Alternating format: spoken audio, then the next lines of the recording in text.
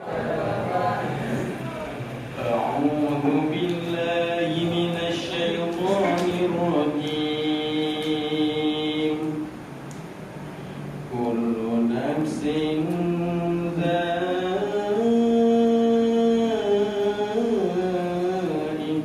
الموت وإنما توفون أجوركم يوم القيامة فمن زحزح عن النار وأدخل الجنة فقد فاز وما الحياة الدنيا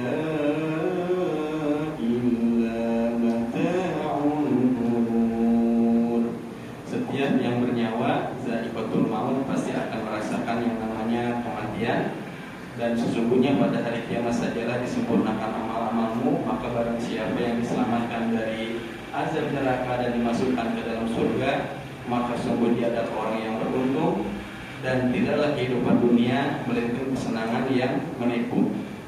Pada suatu ketika Rasulullah SAW mendapati para sahabat lagi kumpul-kumpul, di antara mereka ada yang bercanda dan sebagainya.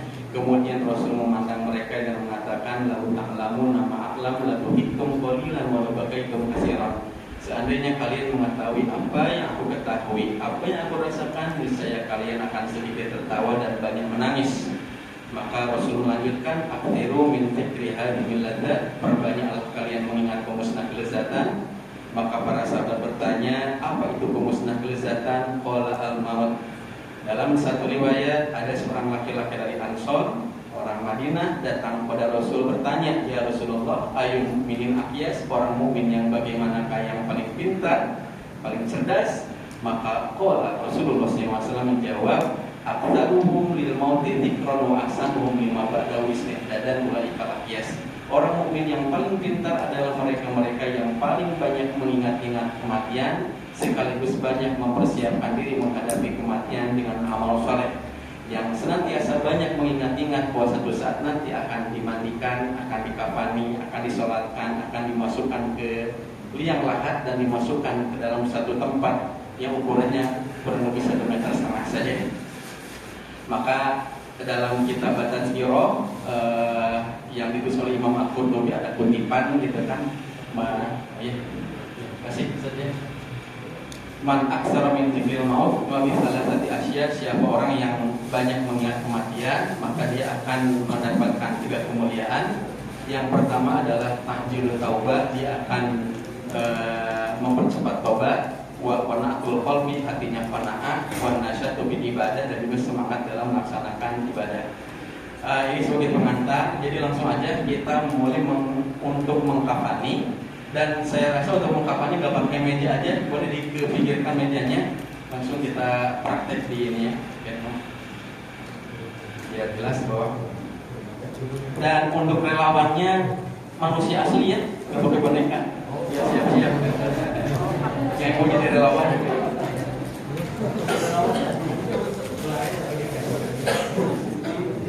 Ya di sini aja. Jadi untuk mengkafani sebenarnya sederhana aja. Kalau laki-laki itu cukup 3 helai, kalau perempuan 5. Ada tambahan untuk khimar, kemudian baju dan bagian bawah. Sederhana itu aja. Dan yang selanjutnya sangat dianjurkan sekali untuk kain berwarna putih.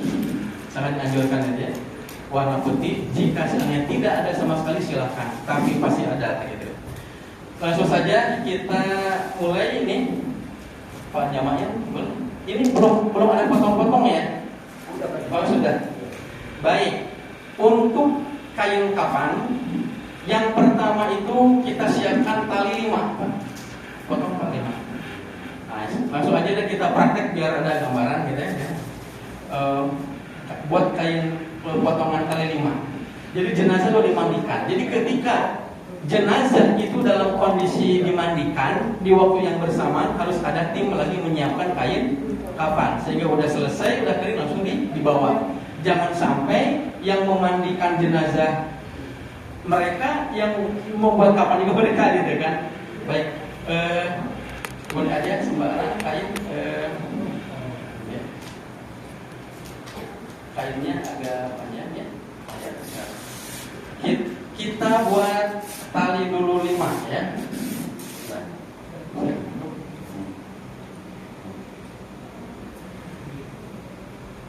Ini 1 ya. Ini kepanjangan tapi nggak apa-apa, nanti dipotong ya. Ini hanya sebagai perumpamaan aja. Boleh ada yang bantu, karena 2, 5. Nah, 5. Nah, nih. Kepala. 3 lagi. Nanti disesuaikan. Mau laki-laki atau perempuan talinya sama 5 ya.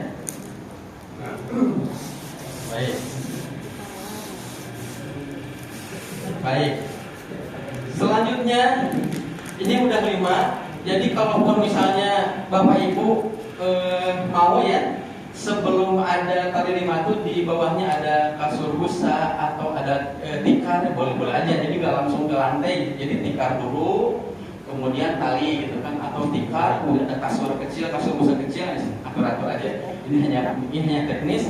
Selanjutnya kain kapan 3. Yang pertama dulu kain sudah 5 kayaknya ya. Yang pertama kain kapan ini bagian tengah dulu. Sini. Tengah ya. Ke tengah. Ini. Baik, maaf, sukarelawan siapa? Sukarelawan. Bapak mau.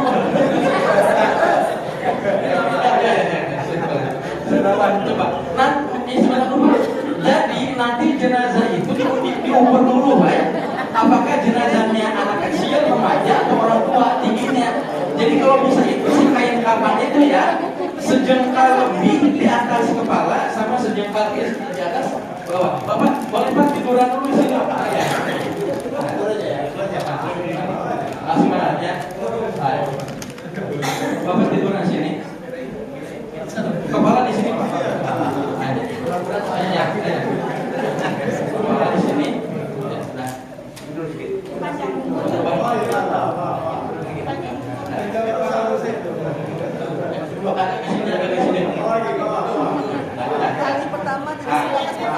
Nah, gini.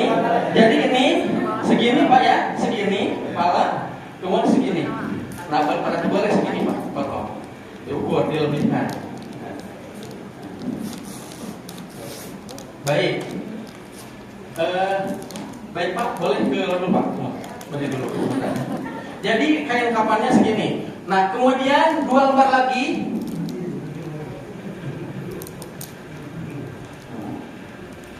Nah, ini sama. Yang pertama di tengah ya. Yang kedua di sini. Boleh. Nanti diatur.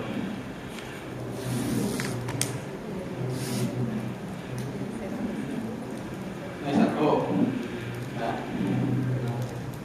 Masuk 1 lagi. Nih. Ini yang laki-laki dulu ya. Nah, agak.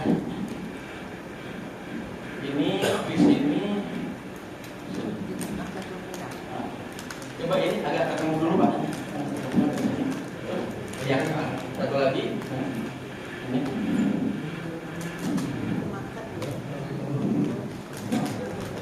Nah, ini. Lihat. Ini. Baik.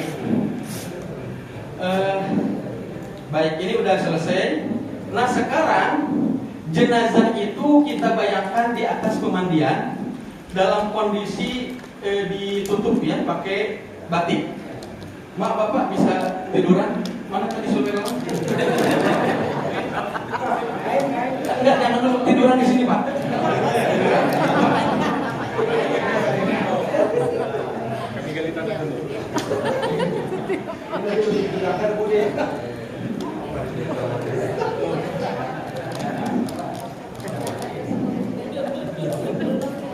Jadi baik ketika dimandikan ataupun setelah dimandikan, jangan sampai jenazah itu terbuka, apalagi auratnya itu terlihat.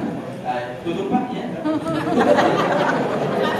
Terus sekarang dari tempat pemandian mau dibawa ke tempat kafan dan kafan udah selesai. Baik Pak, dibawa tong. Bisa 3, bisa 4. Nah, ditutup dulu. Ke sini.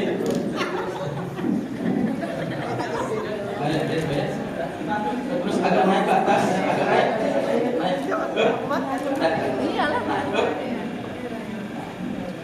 Baik.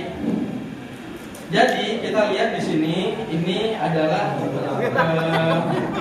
bagian kepala, kemudian ini gitu. Dan ini maaf dalam kondisi sudah tidak pakai baju apapun gitu kan ya. Maka dalam kondisi pengkafanan sekali lagi tidak sampai jenazah itu dikafani dengan cara ditelanjangi enggak, tapi masih dijaga kehormatannya. Kita muliakan jenazah itu sebagaimana memuliakan orang yang hidup. Jadi kita muliakan gitu ya. Kita jenazahkan, bahkan dalam kondisi seperti ini kita jaga jangan sampai orang-orang itu terlalu banyak yang ngurus. Ya, coba bisa memandikan itu 3 atau 4 orang, yang nyiapkan kain 3 atau 4 orang. Kalau misalnya nggak ada lagi orang ya nggak apa-apa, yang memandikan jenazah. Kemudian selanjutnya setelah selesai sambil mengeringkan jenazah, tim itu langsung buat kain kafan. Ini menyiapkan. Tapi kalau misalnya ada 2 tim bagus gitu kan, yang jenazah sama tim gitu kan. Maka ini kalau kita perhatikan kondisi seperti ini ya, kepala ada. Nah selanjutnya ini ada tim di sini 2 atau 3 orang, boleh Pak di sini. Ini kita tarik ke sini Pak. Tidak, jangan dulu. Itunya nggak usah dilepas. Si ininya. Maaf ya. Ini agak lebih banyak. Jadi itunya nggak usah dilepas. Nanti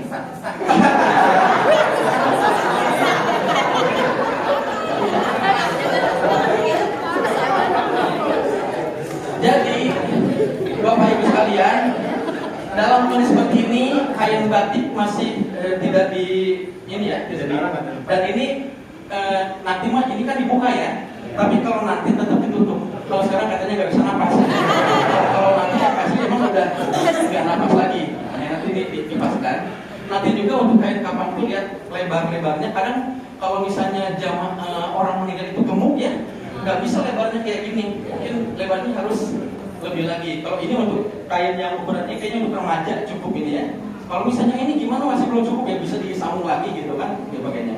Nah ini di sini ini kan Pak, ini itu. Ini ya. Terus ini sampai ke bawah nih Pak. Dan ini tangan jika misalnya nggak bisa ke bawah bisa diikat ke sini. Ya nggak usah. Diikat di sini. Terus kalau misalnya dalam kondisi seperti ini masih ada keluar cairan di hidung atau di telinga bisa tutup sama kapas gitu ya. Ini bawahnya gitu. Kadang masih netes-netes sebagainya gitu. Ini dijaga. Kalau misalnya ini masih netes bagian bawah, maka bawah pakai tikar siapkan gitu kan. Gitu ya. Cukup ini sampai rapat ya. Sampai rapat. Terus yang selanjutnya ini sama ya. Ini ke sini tarik kan. Baik. Selanjutnya ya ini ke bawah gitu kan. Ini maaf ya, si batik ini kain batik dikeluarkan dari sini Pak pelan-pelan. Bisa tarik ke bawah. Nah, jadi kan mau mengeluarkan kain batik nggak sampai terbuka, tetap. Jadi menjaga pelan-pelan. Nah, kita terus tarik gitu. Terus satu lagi. Gitu ya caranya. Nah, ada terus ini. Tetap ini akan gitu. Ini masih ini nanti diterapikan seperti ini ya. Nah ini nanti lebarnya harus lebih lah gitu kan. Ini harus sama dapat betul seperti itu. Dan ini terus ini dikencangkan Pak. ya kan? Terus Malah masalah. ini contoh aja. Terus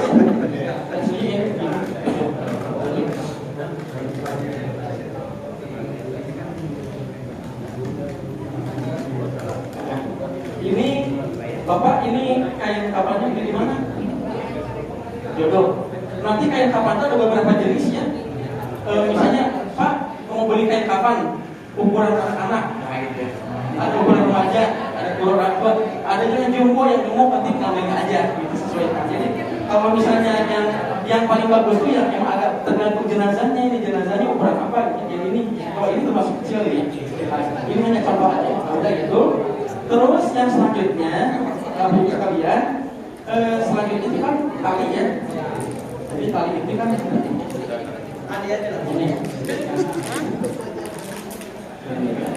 Baik. Jadi tali ini nanti ditutup ya, ditutup. Masuk tali pita ya, diikat di pita biar nanti ketika masuk ke liang lahat dibuka. Karena dimasukin aja dibuka semuanya. Berarti sekian sebelah sini. Karena nanti kan jenazah itu dihadapkan ke kiblat. Itu kan nanti dihadapkan ke kiblat ini dan ikatan tuh dibuka di sini, maka kita di sini. Jadi ikatannya di sini. Ya, ikatannya di sini, coba di sini. Silakan.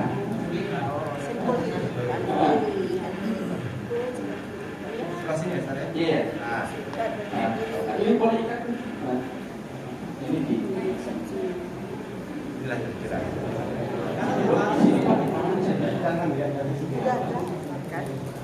Ini di sini, kayak di sini.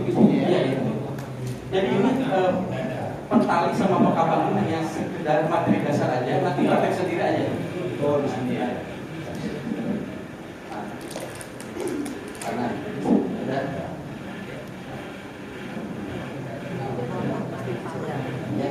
Baik. Nah, sudah ini seperti ini aja. Kemudian masih dari sini, Pak, tuh kain.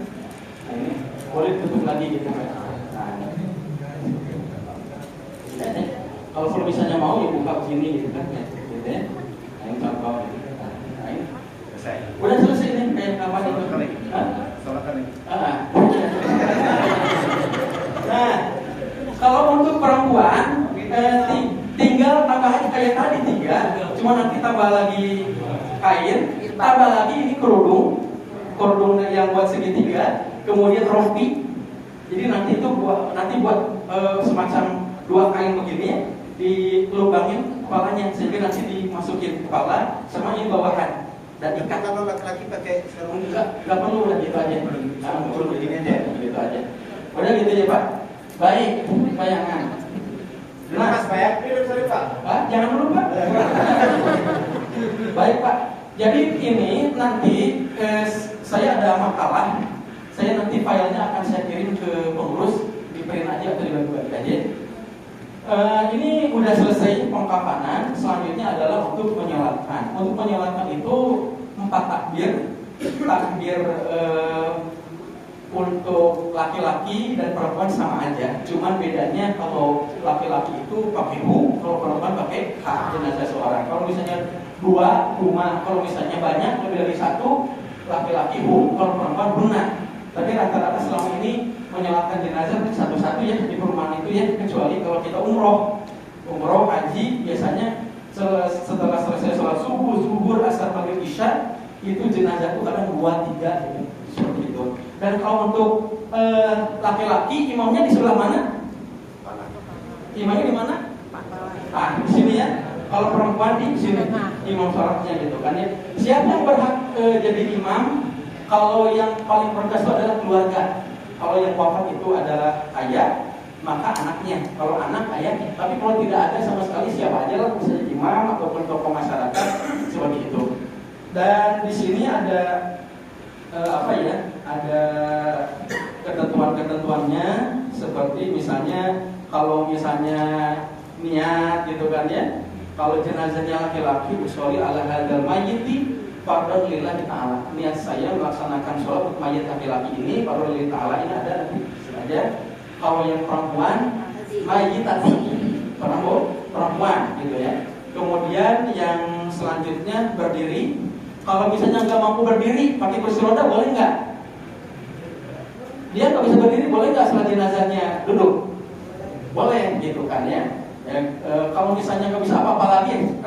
Kemudian selanjutnya takbir 4 kali. Takbir pertama itu bacanya surat Al-Fatihah.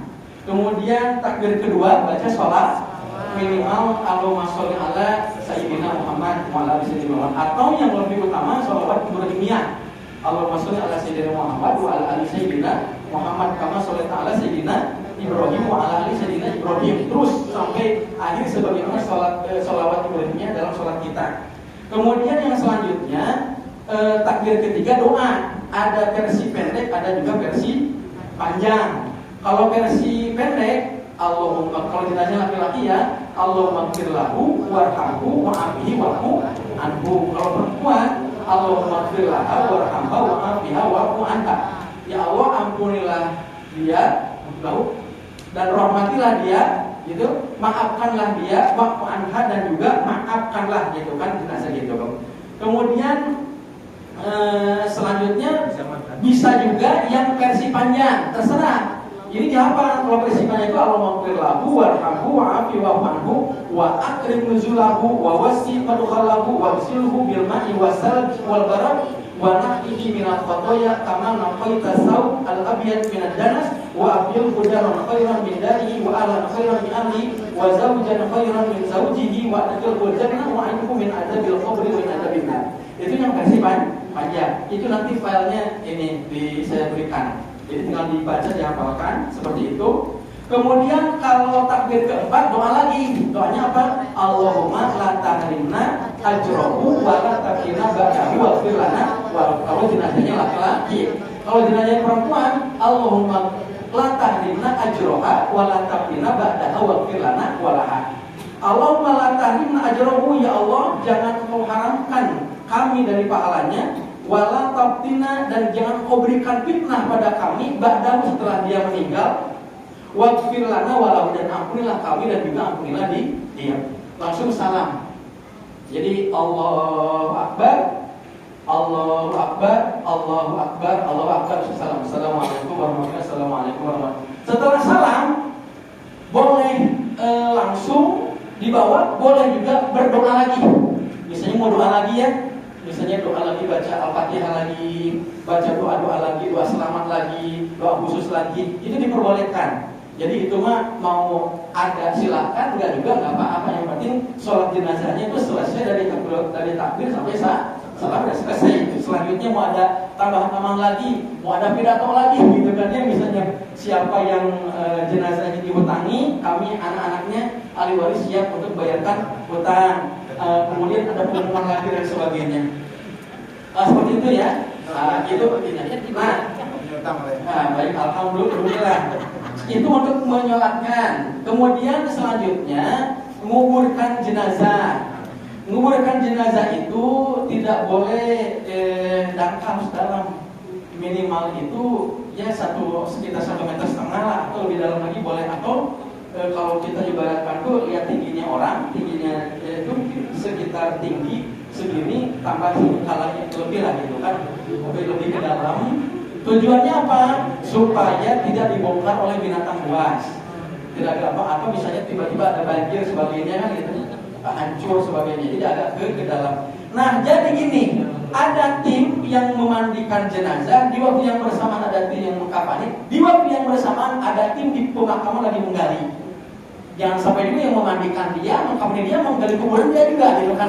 Nggak mungkin juga. Jadi biasanya ada tim pas meninggal dunia itu ya, atau sebelum dimandikan itu sudah ada tim yang menghubungi pemakaman. Inilah komunikasi gitu kan, mau dimakamkan di mana, di Sepanas atau di dapur 12, ataupun mau dimakamkan di Tomiang sebagainya, itu nanti mau koordinasi. Jadi ketika jenazah dimandikan, makam udah siap, atau ketika dikafani makam udah siap. Jangan sampai jenazah datang ke pemakaman ini belum digali gitu kan, atau jenazah sampai ke pemakaman ini masih boleh proses penggalian, gitu ya.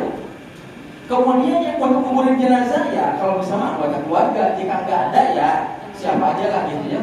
Dan ketika menguburkan jenazah, jadi ini ada tim yang ke bawah, kemudian juga sudah disiapkan itu ya, ada liang lahat biasa di sebelah kanan gitu ya. Kemudian disiapkan juga ada papan kecil, kemudian ada bulat itu kan, boleh bulat, boleh segi 4 atur aja. Nah, nanti jenazah itu ketika diangkat diturunkan ke bawah, emang nggak ada doa khusus, cuma langsung dimasukkan aja. Bisa ini udah liang lahat ya, di bawah tarik ke sini, dimiringkan ke sini, kemudian tali-talinya dibuka Pak. Jadi selanjutnya ini wajah agak dibuka dikit. Gimana caranya agar ini nempel sama tanah gitu? Ya, bisa aja ditempelkan sama tanah ada kiblat dan boleh hidup gitu ya. Tempelkan atur aja gini. Dan doanya apa? Seminimal doa itu Bismillahirrahmanirrahim wa ala sunnati Rasulillah. Ulangi sama-sama. Bismillahirrahmanirrahim. Ini mah khusus yang menguburkan. Pendek aja doanya. Ya sambil istighfar soal gitu ya. Kemudian udah begini, langsung tahan, pakai papan-papan gitu kan ya. Diganjal seperti ini, atur supaya tidak kesini lagi. Ganjal, udah aman, ya udah dikuburkan. Penguburan dipadatkan, langsung terus naik ke atas. Dan setelah penguburan, selanjutnya mau ada doa lagi, talqin misalnya ya, boleh gitu kan, silakan lagi doa lagi. Kemudian ada penyiraman air dan sebagainya, sederhana aja. Itu Pak ya. Jadi ini materi ininya ya, yang filenya nanti saya kirim WA. Itu yang tadi dari Ustaz Irwan itu dari saya, itu materinya. Ini Pak Ustaz, pada saat jenazah itu mau diberangkatkan, ya, mau dari sini, itu katanya sampaikan itu. Apa tuh? Tidak apakah jenazah ini baik? Hukumnya apa itu? Boleh aja, hukumnya boleh Pak. Boleh aja. Jadi silakan kalau misalnya ini persaksian aja. Persaksian nggak apa-apa. Selanjutnya kan Allah yang ini ya. Tapi kita sebagai orang-orang, sebagai saudara, sebagai tetangga, berhusnuzon gitu kan ya. Ketika kita mengatakan baik ya, insya Allah semoga Allah Subhanahu Wa Taala mengatakan itu adalah satu kebaikan. Itu aja Pak. Jadi sebenarnya untuk proses ini memandikan jenazah itu sederhana, yang penting praktek aja. Setelah kita belajar teori renang, teorinya aja, tapi nggak praktek berenang, nggak masuk ke kolam nggak akan bisa juga. Teori nyetir juga nggak bisa. Makanya nanti satu saat ketika ada yang wafat, tapi nggak tahu siapa dia, ya misalnya wafat langsung aja terjun gitu kan, Bismillah aja gitu aja, begitu ya, dari memandikan, mengkafani, kemudian juga nyolatkan sederhana. Selanjutnya ya tinggal baca-baca literatur saja Pak, sederhana ya. Itu aja Pak. Ayo Pak. Saya beri waktu jika ada yang mau ditanyakan lagi Pak.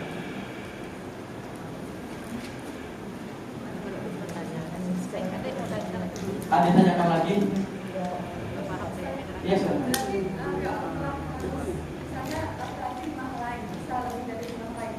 jadi kalau laki-laki mah tiga helai, perempuan itu 5, aturannya seperti itu.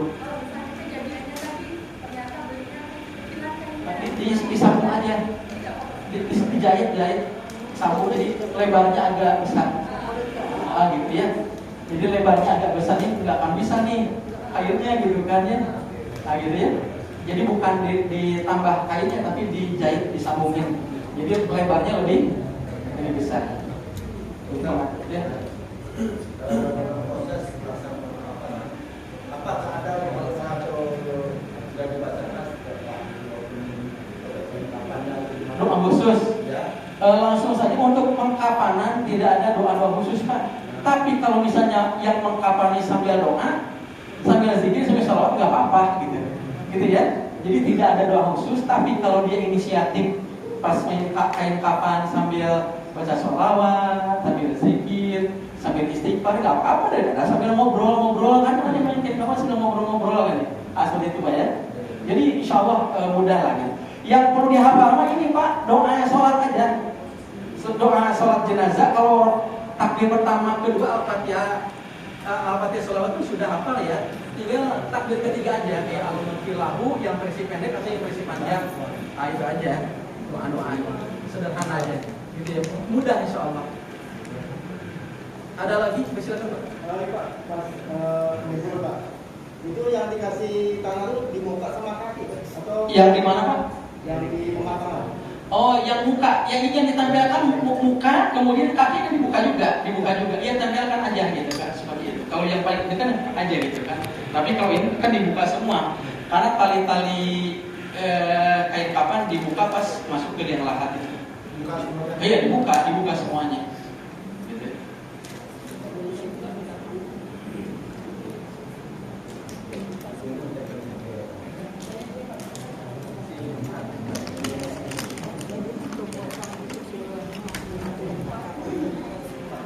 Takbir keempat tadi doanya.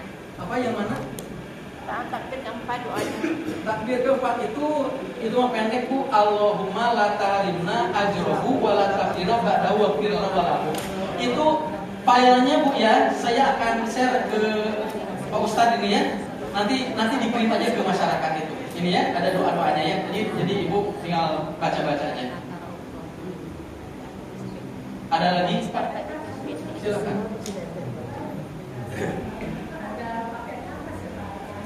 Oh iya, khusus yang kapasu, kalau yang keluar air biasanya itu yang jasadnya itu berair, kadang keluar air, keluar nanah gitu ya. Kadang ini, kalau misalnya aman, kering, ya nggak perlu keluar gitu ya. Kan ada yang tubuh jenazah itu yang kayak hancur gitu di sini tuh.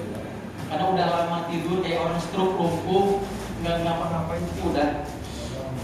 Apalagi yang terkena penyakit gula gitu ya, diabetesnya parah. Emang kalau nggak begitu nanti netes ya. Kapan solusinya? Kalau enggak, biasa aja. Nggak apa-apa juga sih, gitu ya. Silahkan. Nah. Iya. Cara pengukuran mayat tadi Pak, panjangnya kita kan belum tahu mayatnya panjangnya berapa. Jadi kan kapannya macam-macam mengukurnya Pak. Jadi untuk penguburan, maka kalau bisa itu sebelum beli kain kapan kita cek dulu ini tingginya berapa gitu kan. Cara ngukurnya pakai apa? Iya. Bisa pakai tali gitu kan, segini. Bisa pakai alat ukur baju. Kan atur-atur aja. Jadi nanti ketika beli kain kapan tuh sesuai gitu kan. Enggak terlalu besar, enggak terlalu kecil, emang pas gitu kan. Jadi minimal pas untuk ngelipat-lipatnya gitu kan. Jadi enggak sampai 2 kali. Misalnya yang meninggal dunianya itu anak kecil usia 5 tahun, tapi kain kapannya ukuran jumbo kan, yang matang-matang lagi gitu kan. Jadi gitu. Silakan. Misalnya mayat itu dalam busuk, boleh nggak dikasih kopi? Jadi kalau udah busuk, udah mana, maka ada beberapa ijtihad. Misalnya busuknya kayak orang meninggal dunia tenggelam ya, itu dalam kondisi tertentu atau tubuhnya hancur, ya udah masuk plastik bungkus. Bahkan dalam kondisi udah tubuhnya hancur, udah nggak dimandikan lagi Pak, udah nggak dimandikan lagi, langsung sholatkan gitu kan. Dan nggak mungkin pakai kain kafan. Bahkan penguburannya pun pakai peti sebagainya. Kayak orang yang meninggal dunia tenggelam, tubuhnya hancur, udah empuk sebagainya. Ada yang meninggal dunia terbakar sebagainya. Termasuk juga yang sakitnya parah, lihat kondisi aja. Biasanya kalau meninggal di rumah sakit, dokter nanti lebih paham ininya kondisinya gimana. Oh ini mah kayaknya udah nggak memungkinkan lagi pakai kain kafan dimandikan. Ini mah udah rusak, paling pakai peti aja, udah langsung sholatkan pakai peti gitu ya. Atau misalnya orang meninggal dunia tubuhnya udah potong-potong, tabrakan atau bagainya gitu, kepalanya di sini, tangannya di sini, gimana gitu kan, lo masukin aja gitu. Jadi udah nggak bisa Pak, itu kondisi udah darurat Pak. Jadi ini yang memandikan jenazah itu khusus yang tubuhnya utuh aja misalnya. Kalau yang mati syahid udah nggak dimandikan, jadi dengan darah-darahnya sholatkan aja. Dikuburkannya kok gitu juga. nggak pakai kain kapan lagi, nanti ketika di yaumil akhir bangkit dalam kondisi seperti itu. Ya, silakan ada lagi. Tapi Pak, Iya. yang maksa itu apa tetap diberikan juga? Yang mana? Penguburannya. Ya dimiringkan Pak, dimiringkan ke kiblat Pak. Jadi ke kiblat. Nah gitu ya. Jadi kalau nggak begini ada kiblatnya ke sana misalnya itu ada gitu. Pak, kalau yang dikubur sama peti itu Pak, gimana? Kalau yang dikubur sama peti itu dalam kondisi darurat, darurat itu pengecualian itu yang untuknya. Kalau yang kita muslim penguburannya memang pakai kain kapan aja biasa seperti itu. Yang peti-peti itu udah tubuhnya rusak, hancur, udah busuk sebagainya. Udah, kalaupun kain kapan itu udah netes-netes darahnya, jadi basah kain kapannya udah pakai peti gitu. Lalu Pak, lagi Pak. Ini pengalaman orang saya. Kan pendidikannya di Batam, tapi di kampung. Itu kan dari pemerintah itu harus diformalin. Itu gimana hukumnya Pak? Ya, khusus untuk formalin itu adalah ijtihad dari para ulama kontemporer saat ini. Jika seandainya jenazah itu tidak langsung dikuburkan, dibawa beberapa hari gitu kan, ya maka itu ada pendapat menyatakan nggak apa-apa. Contohnya misalnya kan dalam Islam itu kalau orang meninggal dunia sunnahnya cepat dikuburkan, gitu ya, jangan tunda-tunda. Kenapa? Karena tubuhnya bisa bau, busuk sebagainya gitu kan ya. Tapi kalau misalnya jenazah itu mau dibawa keluar, mungkin ada beberapa hari di rumah sakit sebagainya, itu tahu kalau misalnya ini nggak secepat pakai formalin bisa hancur ya, nggak apa-apa seperti itu. Nggak dilarang lah gitu kan. Tapi kalau yang bagus standar ya biasa aja, nggak pakai apa-apa lagi kan, langsung kuburkan seperti itu. Ya, ada lagi, silakan. Kalau nggak ada lagi, mungkin bersambung lagi ya. Insya Allah ini aja yang bisa disampaikan. Subhanakallahumma wa bihamdik, asyhadu an la ilaha illa anta astaghfiruka wa atubu ilaik. Assalamualaikum warahmatullahi wabarakatuh.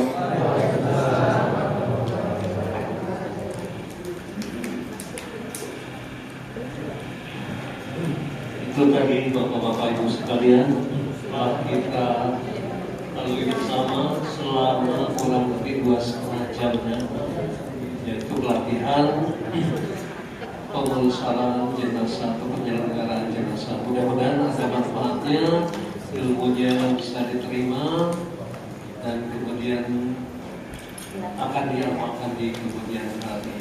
Itu saja dari kami, pengurus Fatimaya Yayasan Musyawarah Mufakat. Sekian, bila kita wal hidayah. Wassalamualaikum